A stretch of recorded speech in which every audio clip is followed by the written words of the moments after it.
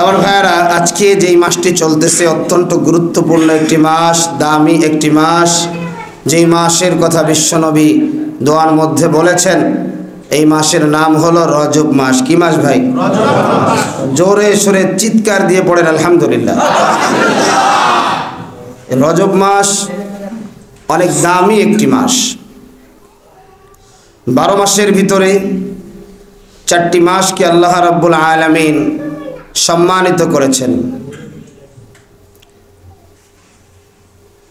সেই 4 মাস, তার মধ্যে একটি মাস হলো রজব মাস। আল্লাহ পাক যেদিন পৃথিবী সৃষ্টি করেছেন ওই সময় থেকে আল্লাহ রাব্বুল আলামিন 1 বছরে 12 মাস নির্ধারণ করেছেন। কয় মাস? আল্লাহ পাক বিস্তারিত আরেক জায়গায় বলেছেন, যেটা আমি মুহররম আসলে আলোচনা করি, ইন্না ইদ্দাতাশ শুহুরি ইনদাল্লাহি 12 শাহরান ফি কিতাবিল্লাহ। আল্লাহর কিতাবে 12 মাসে বছর নির্ধারণ করা হয়েছে। এই মাসগুলোর মধ্যে 4টি মাস হলো সম্মানিত, যার মধ্যে একটি মাস হলো রজব মাস, আর বাকি 3টি মাস হলো ধারাবাহিক, জিলকাদ, জিলহজ, মুহররম, যেটাকে আমরা হজের মৌসুমের আগ এবং পিছে ধরে নিই। এই 4টি মাস এতই সম্মানিত, বেঈমানরা পর্যন্ত এই 4 মাসকে বড় দাম দিত। এই 4 মাসের ভিতরে তারা কোনো মারামারি, হানাহানি, কাটাকাটি, গ্যাঞ্জাম, ফাসাদ বেঈমানরা সৃষ্টি করত না। তাহলে এই রজব মাস, এই মাস অনেক বড় দামি মাস। আম্মা জান আয়েশা সিদ্দিকা রাদিয়াল্লাহু তাআলা আনহা প্রশ্ন করেন, ইয়া রাসূলুল্লাহ, রজব মাস যদি আমরা পেয়ে যাই তাহলে আমাদের কি আমল আছে? আল্লাহর নবী বলেন, আয়েশা শোনো, আল্লাহুম্মা বারিক লানা ফি রজবা ওয়া শাবান ওয়া বাল্লিগনা রমাদান। এই রজব মাসটা যদি তুমি পেয়ে যাও, রজব মাস যদি তোমার কপালে জুইঠা যায়, তাহলে তোমরা কি করবা? এই দোয়াটা বেশি বেশি করবা, আল্লাহুম্মা বারিক লানা ফি রজবা ওয়া শাবান ওয়া বাল্লিগনা রমাদান।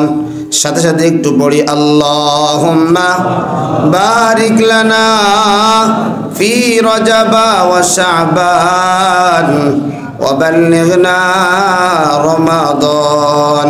আয় আল্লাহ, বারিক লানা ফি রজবা ওয়া শাবান, আপনি আমাদের উপরে রজব এবং শাবানে বরকত দান করেন, আর আমাদেরকে আপনি, আমাদের জীবন, আমাদের হায়াতকে আপনি রমজান পর্যন্ত পৌঁছায় দেন। সুবহানাল্লাহ। এরা যুবক, অথচ এমনি এমনি হায়াত চাওয়ার কোনো সুযোগ নাই, কিন্তু এই সময় আমার নবী দোয়া জানায় দিয়েছে, এই দোয়াটা বেশি বেশি করো। রজব মাস চলে আসলে এই দোয়াটা পড়ো, তাহলে সামনে 2 মাস, একটা হলো শাবান, আরেকটা হলো রমাদান। 2 মাসের হায়াত আল্লাহ বাড়ায় দিবে। আর সামনের মাসটা যখন শাবান হবে, শাবান মাসেও যদি দোয়া করো, আল্লাহ আমার হায়াতটাকে রজব এবং শাবান পর্যন্ত পৌঁছায় দেওয়া, তাহলে 11টা মাস আগামী সেইটার হায়াত আল্লাহ বাড়ায় দিবেন। সুবহানাল্লাহ। আল্লাহ কত বড় দয়ালু, আল্লাহ কত বড় মায়াময়। আল্লাহ বান্দার এই সময় আসলে হায়াত চাইতে বলতেছেন। হায়াতের বড় দাম রে যুবক, সময়ের বড় দাম। এই জন্যই তো আমার আল্লাহ সময়ের কসম খায় বলেন, ওয়াল আসর। আল্লাহ বলেন সময়ের কসম, আল্লাহ বলে তোর জীবনের কসম, আল্লাহ বলে তোমার হায়াতের কসম, ইন্নাল ইনসানা লাফি খুসর, তাম দুনিয়ার মানুষ হলো ক্ষতিগ্রস্ত। এই জন্য যুবক, একটা সেকেন্ড, একটা মিনিট, একটা ঘন্টা সময় তুমি বিফলে কাটায়ও না, অনর্থক কাটায়ও না। কারণ তোমার আমার সময়ের বড় দাম। আমি তুমি সময়গুলোকে অনর্থকভাবে কাটায় দেই, অবৈধভাবে কাটায় দেই। আবার কিছু কিছু মানুষ আল্লাহর কাছে সময় চাইয়াও পায় না, সুযোগ আর আল্লাহর কাছে পায় না। এই জন্য যুবক, ঘুম থেকে ওঠা থেকে শুরু করে ঘুমে যাওয়ার আগ পর্যন্ত পুরা 24টা ঘন্টা একটা রুটিনের মধ্যে নিয়ে আসো, আমার এই কাজ, আমার এই কাজ। এজন্য নবী আমার বলেন, আল্লাহর কোন বান্দা বান্দি, আমার কোন উম্মতেরা যদি একটা দোয়া সকালে 3 বার, সন্ধ্যায় যদি 3 বার পড়ে, আমার আল্লাহ তাকে কিয়ামতের ময়দানে খুশি করে দিবেন। আরো জোরে পড়েন, রাদিতু বিল্লাহি রাব্বান ওয়া বিল ইসলামি দীনা ওয়া বিমুহাম্মাদিন সাল্লাল্লাহু আলাইহি রাসূলান নাবিয়্যা। এই দোয়াটার এত দাম, এই দোয়াটার এত ফজিলত। এই দোয়া যারা সকালবেলা 3 বার পড়বে, যারা সন্ধ্যাবেলা 3 বার পড়বে, আল্লাহ পাক এর পরকালে খুশি করে দিবে। সুবহানাল্লাহ। কবরের মধ্যে প্রশ্ন হয় কয়টা? এটা জোরে কোন কয়টা? আরো জোরে পড়েন কয়টা? 3টা প্রশ্ন করা হয়। 1 নাম্বার, রবকে, দিন কি, নবীকে। 3টা প্রশ্নের জবাব এই দোয়ার মধ্যে আমার নবী জানাইয়া দেয়। ওরে যুবক, এই জন্য এই রজব মাস থেকে, রজব মাসটাকে উলামায়ে কেরাম বলেন, এই মাসটা হলো চাষাবাদের মাস। জমি যেমন করে ফসল ফলানোর আগে একটা চাষ দিয়ে দেয়, চাষ দিয়ে শক্ত জমিনটাকে নরম বানায় দেয়। নরম বানানোর পরে যতগুলা ময়লা আছে, ময়লাগুলো একের পর এক খুঁটে খুঁটে অন্যদিকে ফলায় দেয়। এখন জমিন প্রস্তুত, এখন জমিনের অবস্থা বড় ভালো। এখন যদি বীজ বপন করে, বীজগুলো চলে আসবে। উলামায়ে কেরাম বলেন, রজব মাসটা হলো চাষাবাদের মাস। আমি তুমি চাষাবাদ করব কোন জায়গায়?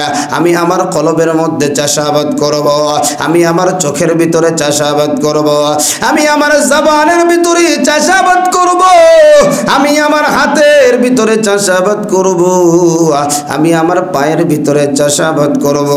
চোখের গুনাহ, মুখের গুনাহ, হাতের গুনাহ, কানের গুনাহ, অন্তরের গুনাহ, মাথার ব্রেনের গুনাহ, সব গুনাহ থেকে নিজেকে আস্তে আস্তে পবিত্র করে রাখবো। কারণ এই মাসে আমার নবী 2টা দামি জিনিসকে হারায়। 1 নাম্বার দামি জিনিস, আমার নবী তার স্ত্রী আম্মা জান খাদিজাকে হারায়। খাদিজা আমার নবীর কেমন স্ত্রী জানো? খাদিজা আমার নবীর কেমন দামি স্ত্রী জানো?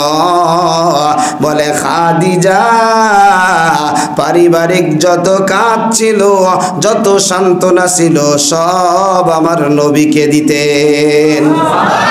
আরেকটু জোরে বলেন না সুবহানাল্লাহ। এই খাদিজা এই রজব মাসের ইন্তেকাল হয়ে যায়। 2 নাম্বার হলো, আমার নবীর একজন চাচা ছিলেন, যার নাম হলো আবু তালেব। আবু তালেব আমার নবীর এতই মহব্বত করতেন, আবু তালেব আমার নবীর এতই ভালোবাসতেন। আমার নবীর যখন 3 বছর কারাবরণ করানো হলো, আবু তালেব আমার নবীর সাথে কারাবরণ হইলেন। আমার নবীর 3টা বছরে খাবার নাই রে ভাই। পানি বন্ধ করে দেওয়া হয়েছে, আগুন বন্ধ করে দেওয়া হয়েছে, সব ধরনের যোগাযোগ বিচ্ছিন্ন হয়ে গেছে। গাছের পাতাগুলা নবী আবু তালেব এবং সাহাবারা দিন কাটায় খেয়ে খেয়ে।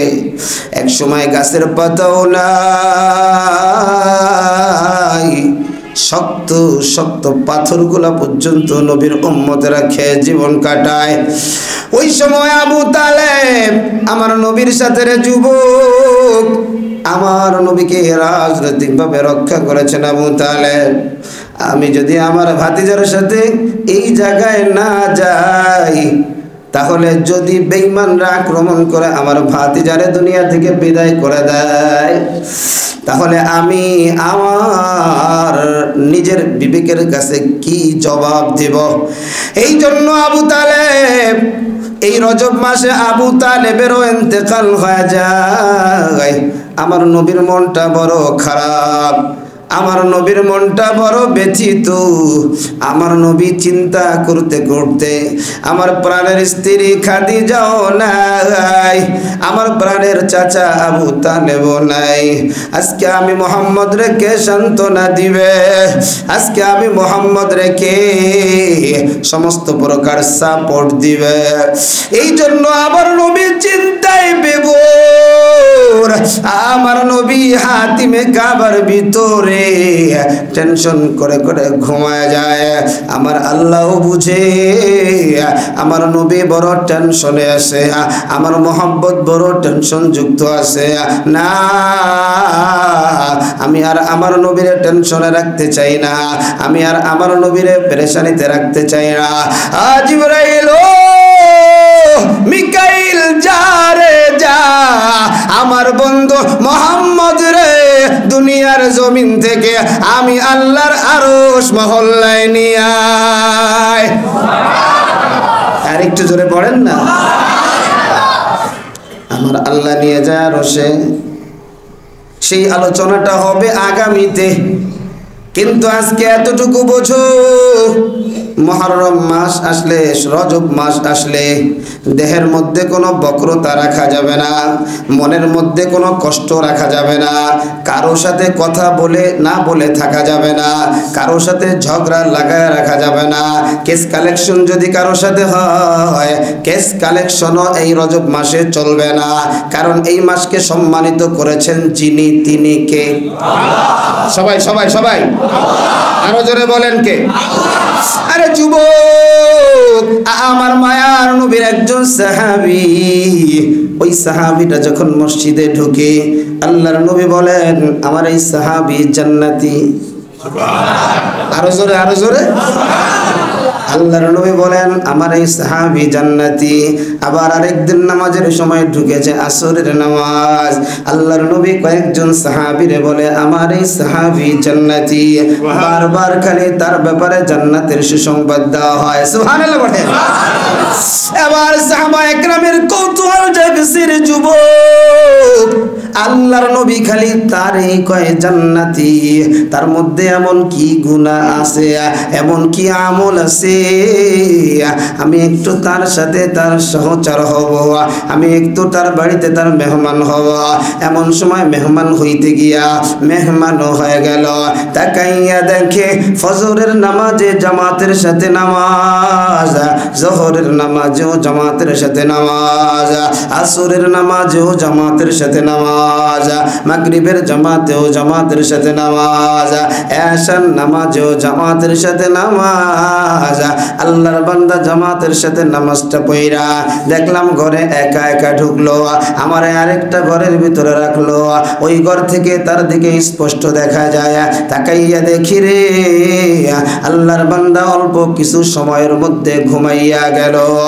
কই আল্লাহর বান্দার তো তেমন কোনো আমল নাই, আল্লাহর বান্দা তাহাজ্জুদ পড়ি নাই, রাত জেগে জেগে আল্লাহর বান্দা কোরআন ও তেলাওয়াত করে নাই, কিন্তু আমার নবী বলছে না আল্লাহর এই বান্দাটা জান্নাতি। সুবহানাল্লাহ। তাম দুনিয়ার সমস্ত মানুষের কথা মিথ্যা হইতে পারে, তাম দুনিয়ার সমস্ত মানুষের চেষ্টা মিথ্যা হইতে পারে, আমার নবীর কথা মিথ্যা না রে, মিথ্যা না। এবার আল্লাহর বান্দা আল্লাহর নবীর ওই সাহাবীর প্রশ্ন করে, ও ভাই আপনি গোপনে এমন কি আমল করেন গো? আমি একটু জানতে চাই, আমিও আপনার মতো আমল করতে চাই। এমন সময় ডাইকা ডাইকা বলে, ভাই আমার গোপনে কোনো আমল নাই, যা তুমি দেখতেছো সবই তো দেখলা, এর বাহিরে আমার কোনো আমল নাই। তবে একটা আমল আছে রে ভাই। নবীর সাহাবী ডাক দিয়া বলে, ভাই ওই আমলটা কি একটু বলো বলো বলো, কারণ নবী তোমার ব্যাপারে সুসংবাদ দিয়েছেন। যারা আমল নাই তার তো সুসংবাদ থাকতে পারে না। তুমি এমন কি আমল করো রে ভাই? আমার নবী তোমার ব্যাপারে সুসংবাদ দিয়েছে। এবার নবীর সাহাবী ডাইকা ডাইকা বলে, এরে নবীর সাহাবী শোনো,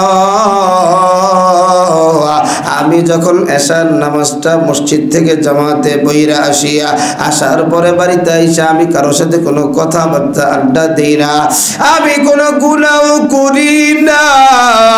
আমি ঘুমাইতে যাওয়ার আগে আমি একা একা অজু অবস্থায় বিছানার ভিতরে বইসা আমি হালকা পাতলা কিছু আমল করিয়া আমি আল্লাহরে ডাক দিয়া বলি, দয়ার মালিক আমার মতো গুনাহগার কেউ নাই, আমার মতো নেমুখানাও কেউ নাই। আয় আল্লাহ তোমার সাক্ষী রেখা বলিয়া, এই যে দুনিয়ায় আমার ডানে বামে আশেপাশে তুমি যারা দেখো, এদের কারো প্রতি আমার কোনো অভিযোগ নাই, কারো প্রতি আমার কোনো অভিযোগ নাই, কারো ব্যাপারে আমার কোনো মামলা নাই। আমি আমার দিল থেকে সকলকে আমি ক্ষমা করে দিলাম। নবীর সাহাবী ডাক দিয়া কই, রে ভাই তোর আর কোনো গুণ লাগবে না, এইটাই তোর মহৎ গুণ, এই গুণ তো আমার নবীর গুণ। তোর মধ্যে যখন ঢুইকা গেছে রে, দুনিয়ার কোনো মানুষের ব্যাপারে তোর কোনো কালাম নাই, দুনিয়ার কোনো মানুষের ব্যাপারে তোর কোনো অভিযোগ নাই। আল্লাহ তোরা দামি বানায় দিছে, শুধু দুনিয়াতে দামি বানাই নাই রে, আল্লাহ তোরে তার জান্নাতি পাখি হিসাবে কবুল করছে। এই জন্য যুবক, এই রজব মাস আর কোন গুনাহ করিও না রে আমার বাবা, আর কোন গুনাহ করিস না রে যুবক। এ পর্দার আড়ালের মা আমার বোনেরা, আর কোন গুনাহ করিও না, কারণ তোমার আমার রাজ সাক্ষী হলো 4টা। এই রাজ সাক্ষী 4টার মধ্যে একটা সাক্ষী হলো জমিন। হায় আল্লাহ রে যুবক, আমার আল্লাহ বলে, রে গোলাম তাম দুনিয়ারে তোমার জন্য বানাইলাম, তোমারে কেবলমাত্র শুধুমাত্র আমি আল্লাহর জন্য বানাইলাম। ওই আল্লাহ বলে, এই জমিনটা তোমাদের 1 নাম্বার রাজ সাক্ষী। জমিন মানুষ যখন কোনো গুনাহ করে, জমিন হা করে যায় মানুষকে গিলে খেয়ে ফেলতে। আল্লাহ বলে, না রে জমিন না, এখনো এই মানুষগুলারে গিলে খাওয়ার তোর টাইম হয় নাই। আল্লাহ বলে, 1 নাম্বার সাক্ষী, এই রাজ সাক্ষী হলো জমিন। এজন্যই তো আমরা যখন লাশ কবরের ভিতরে রাখি, আমরা একটা দোয়া পড়ি, মিনহা খলাকনাকুম ওয়া ফিহা নুঈদুকুম ওয়া মিনহা নুখরিজুকুম তারাতান উখরা।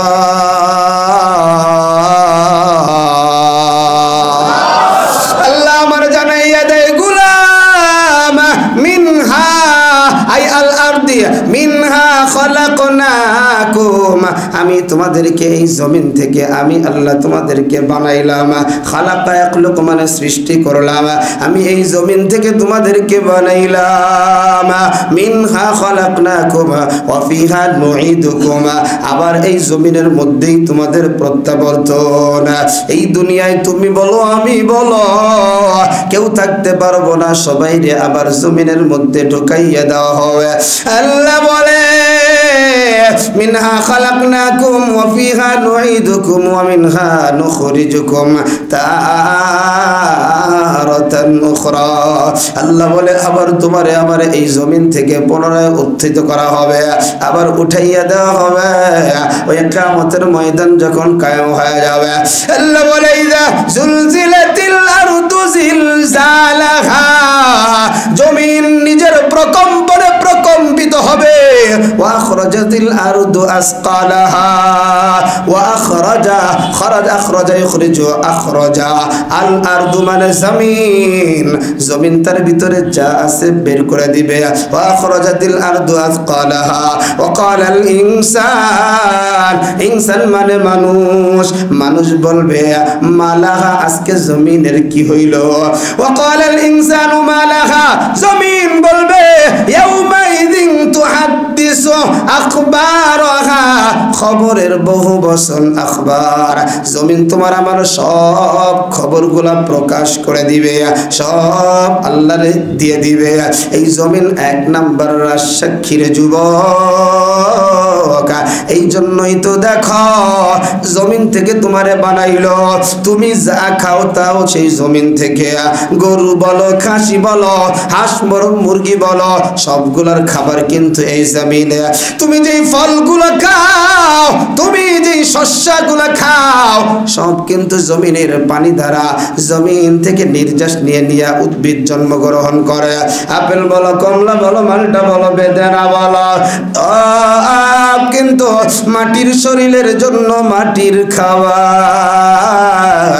এই জন্য হায়াত নামক সম্পদটারে দামি মনে কইর, এই হায়াত নামক সম্পদের দামি মনে কইর রে যুবক। এই হায়াতের বড় দাম, থাকলে বোঝা যায় না, না থাকলে বড় অভাব। সম্ভবত গত জুমায় তো প্রবাসীর একটা উদাহরণ দিয়া আপনাদেরকে বুঝাইছিলাম সময়ের কি দাম। এরা যুবক, এই জন্য তুমি মনে করো আল্লাহ তো আমারে ধরে না, কিন্তু আল্লাহ যেদিন ধরবে সেই দিন কিন্তু আর সার পাওয়ার সুযোগ পাইবা না। ডানে বামে তাকাইয়া দেখো, তোমার চাইতে কম বয়সী মানুষ মারা গেছে, অভাব নাই। ও কলিজার টুকরা বুড়া বাবা, রজব মাসে যেমন সওয়াব করলে, আমল করলে বেশি সওয়াব, গুনাহ করলেও কিন্তু বেশি গুনাহ। আল্লাহর একজন নবী, জলিলুল কদর নবী হযরতে মুসা আলাইহিস সালাতু ওয়াস সালাম, মুসা নবীর জামানায় মুসা নবীর একজন চাচাতো ভাই ছিল যার নাম হলো কারুন। কারুন রে আল্লাহ পাক সম্পদ কিন্তু কম দেয় নাই। কারুন শুধু সম্পদই না, কারুন দেখতে অনেক সুন্দর ছিল।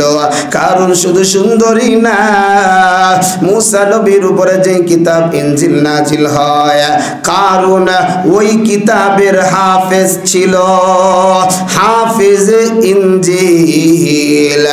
এই কারণ মুসা নবীর চাচাতো ভাই, কিন্তু মুসা নবীর মুখে একটু জড়তা, যার কারণে আল্লাহর কাছে ফরিয়াদ জানায়, বলে আল্লাহ আমার কথাগুলো তো মানুষ ভালো করে বুঝে না। শৈশবে তো আমি আগুন গালে দিয়ে আমার জবানটা পোড়ায় ফেলাইছি। আল্লাহ এমন একজন স্বচ্ছ ভাষাভাষীকে একজন তুমি আমার উজির বানাও। আল্লাহ বলে যাও, তোমার ভাই হারুন রে বানায় দিলাম। হারুন রে বানানোর পর কারুনের মেজাজ গরম, উজির তো আমি হওয়ার যোগ্য ছিলাম, আমার কোন দিক দিয়ে কম আছে?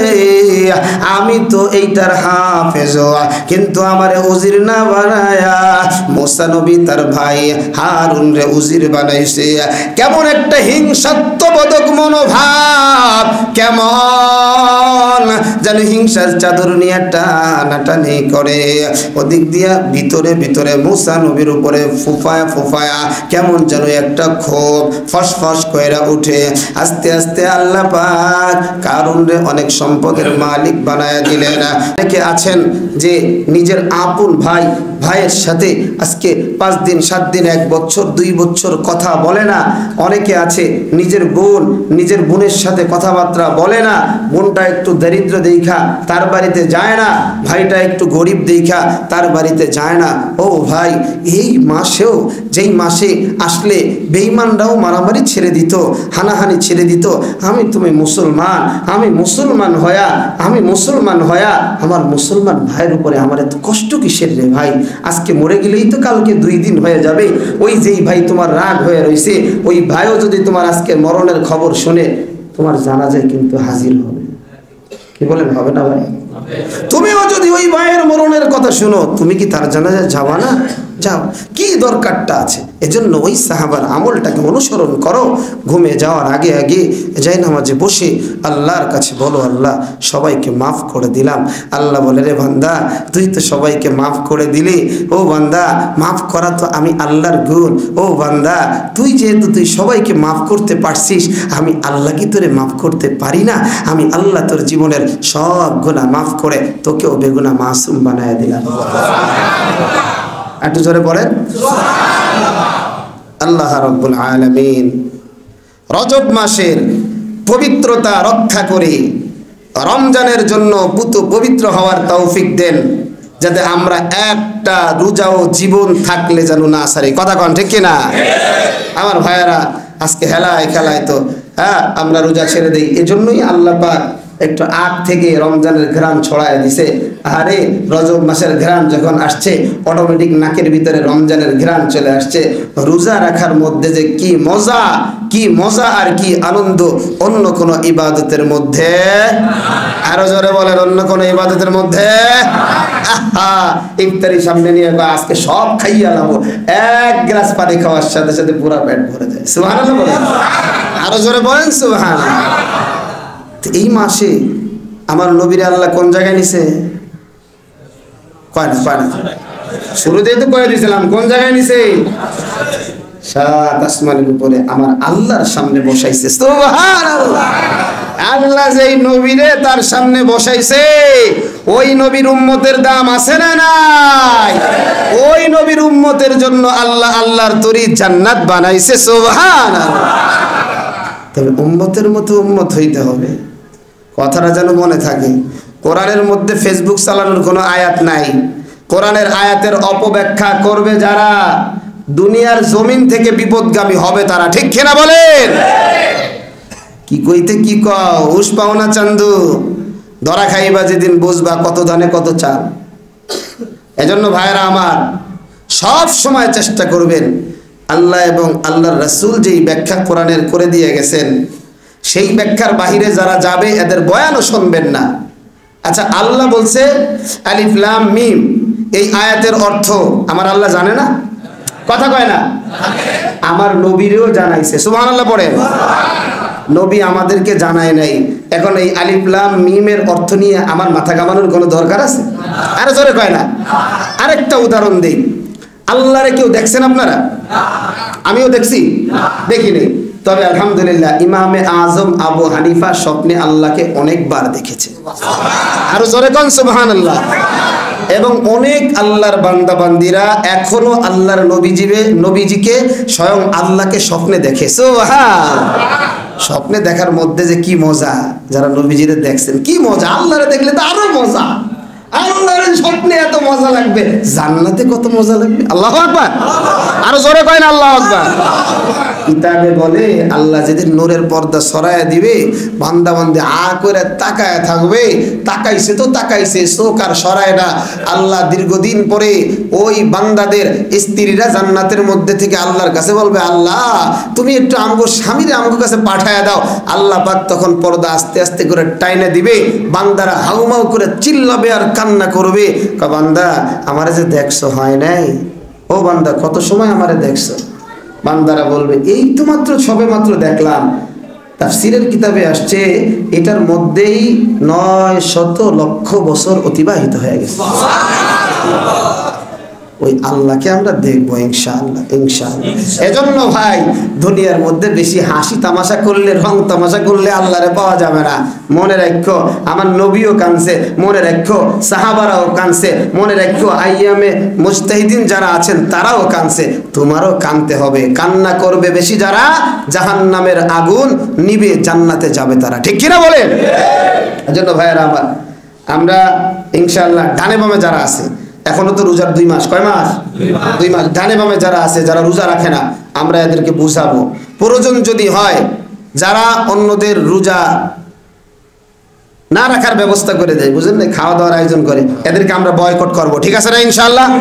কথা বলেন ঠিক আছে না?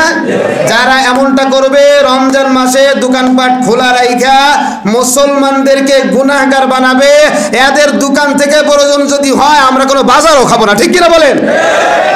এটাও একটা ইমানি আন্দোলন। কথাটা আপনাকে বুঝতে হবে। দোকানদার রাগ হইতে পারে যে হুজুর এত আদর করি, আমি তো চা খাওয়াই, তো হুজুর আমার ব্যাপারে এরকম কড়া সিদ্ধান্ত। হুজুর তোমার ব্যাপারে সিদ্ধান্ত নেয় নাই, হুজুর যত মানুষ রোজাদার রোজা ভাঙার সুযোগ দেয় তাদের ব্যাপারে সিদ্ধান্ত। ঠিক কিনা বলেন? কারণ তুমিও গুনাহ করার একটা মাধ্যম। ঠিক কিনা ভাই? কারণ স্ত্রী কয় তোমার জন্য আর ভাত বাসায় হবে না, কয় তুই না রানলে কি হয়েছে, আমার কাজের ছোট কত দোকান আছে। কথা গান ঠিক কিনা? আল্লাহ পাক আমাদের বুঝার তৌফিক দান করেন। এই রজব মাস চলতেছে, ইনশাআল্লাহ আমরা প্রস্তুতি নেই। হ্যাঁ, আল্লাহ পাক ইনশাআল্লাহ বরকত দান করবে। আল্লাহ পাক আমাদের সকলে যতটুকু কথা শুনলাম, বক্তা শ্রোতা সকলকে আমল করার তৌফিক দান করেন। পড়ি আমিন।